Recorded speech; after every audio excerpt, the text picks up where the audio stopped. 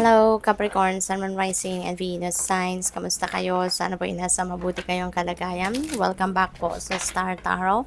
Kung bago kayo dito, welcome din kayo. Thank you sa inyong support. I truly appreciate it. God bless you all, Capricorn. Po na mensahe po ninyo, Chariot Energy. This is you heading towards a different direction na sa ngayon, Capricorn, kasi maaaring this is a new opportunity, no, that you are taking advantage sa ngayon. Nanggagaling kayo rito sa sa tagumpay, no, Chariot Energy. Galing kayo sa isang triumphant, no, na sitwasyon dito. Kaya maybe kung ano man itong bagong direksyon na tatahakin ninyo, maybe papunta na ito towards your ambition, maaaring papunta na to towards whatever it is that um, you want to achieve, no? Baka meron kayong bagong endeavor na gustong simulan, so maaaring papunta na kayo doon sa ngayon. At saka ano kayo ngayon, mas since galing kayo sa success, mas confident na kayo sa ngayon. Mas malaki ng tiwala ninyo sa sarili ninyo sa ngayon, ano? Sa inyong mga kakayanan. Four of Pentacles, this is a reminder para sa iyo, no? Na manage your money wisely, manage your resources wisely, no? There is a need to take control, no? Kailangan ninyo ditong mag-take control sa inyong kaperahan. Kailangan ninyo na ma-monitor ninyo yung in and out ng inyong kaperahan, yung ganon. Maaari din na ang iba sa inyo dito is also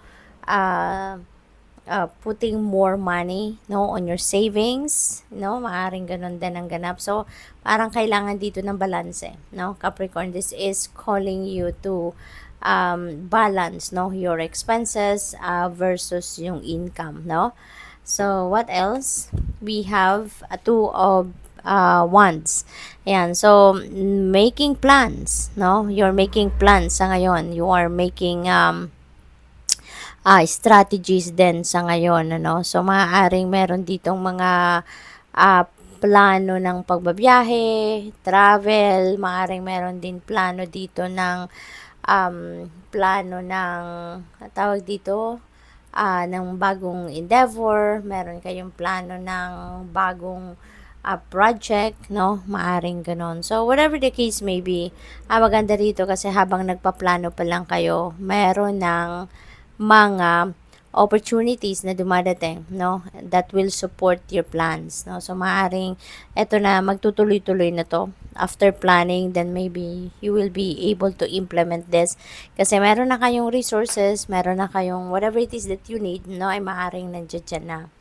What else? We have King of Wands. Ayan, so dito naman sa King of Wands, baka meron dito maging entrepreneur sa inyo, no? Siguro ang iba sa inyo habang kayo ay nagtatrabaho, habang kayo ay nag-iempleyo, baka at the same time magnanegosyo kayo, no? So on the side baka magnanegosyo din kayo. So napakaganda kasi ano ito, yung talagang papunta kayo doon sa sitwasyon wherein you will be able now to support, no, financially for the family, hindi lang and for yourself, hindi lang for the few weeks or few months, but this is for the long term. Kasi kung ano man itong sisimulan ninyo dito, negosyo, no, this is what you love to do as well, no. So ito din yung gusto ninyong maging entrepreneur kayo.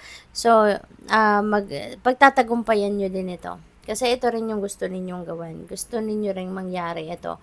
Aside from success sa inyong career, sa inyong trabaho, no? Kasi maaari din na mapopromote din kayo dito sa leadership role. So, on the side, may trabaho kayo and at the same time, may negosyo kayo.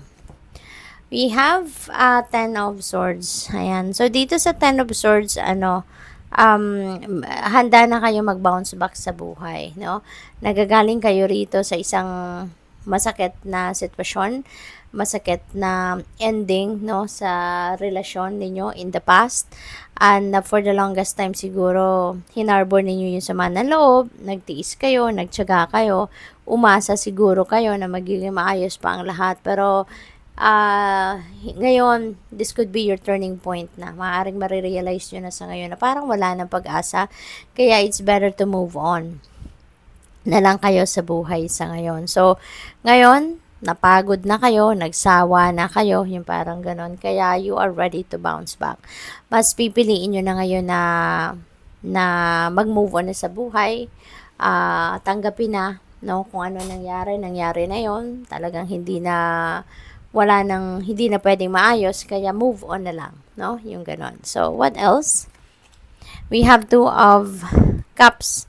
Yan. So, maaring meron bagong partner kayo na paparating. Maaring sa paglalet go ninyo, yun definitely puputulin mo na yung connection mo dito sa person ninyo.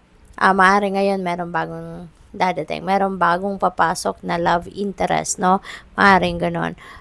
Pwede rin na hindi ito love interest. Maaari din na may makikilala kayong bagong kaibigan, or baka mga bagong makakasama sa trabaho, mga makakasama sa proyekto ninyo, or baka business partnership, no? So, maaaring gano'n ang magiging sitwasyon na rito. We have Ace of Cups in reverse. Ayan, so, may mga emotional, disappointments. And feeling ko, related pa rin ito dito. So, that happened in the past na. Pero, sa ngayon nga, kung ano man yun, you have learned a lot. No, you have learned a lot. Marami na kayong natutunan from those emotional disappointments. At ngayon, mas matalino na kayo. Mas magiging matalino na kayo. You're going to be wiser. Mas magiging smarter na din kayo sa pagpipili ng relationship, or before you enter a relationship, talagang you will scrutinize, no, the person siguro, no, kasi nga mas matututo na kayo, or marami na kayong natutuhan from your past relationships. Page of Swords in reverse. Ayan, so scattered brain ang iba sa inyo sa ngayon. Marami siguro kayong iniisip, marami din kayong you're putting too much attention siguro on various things, no? At may mga bagay kayo na nanineglect din, maaring ganon. Possible din, Capricorn, na pagod na kayo. Napagod kayo, and most likely emotional pagod ito. So, siguro dahil sa sitwasyon na ito, napagod kayo, exhausted kayo emotionally, no? Kaya kahit siguro yung isip ninyo, syempre, damay din, no? Pagod na din kayo kakaisip. Kaya siguro ngayon, sa hirap, no, ng sitwasyon na pinagdaanan ninyo, mas gugustuhin nyo na mag-move on na kayo sa buhay. Mas gugustuhin nyo na sa ngayon na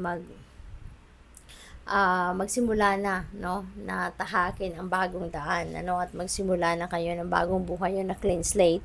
Kaya maring magpapatawad na kayo sa ngayon, or you're just going to accept na fully kung ano na nangyari, gano'n na talaga ang buhay. You're going to put an end to that, no? So, good luck. Thank you for watching. Love and light. Namaste.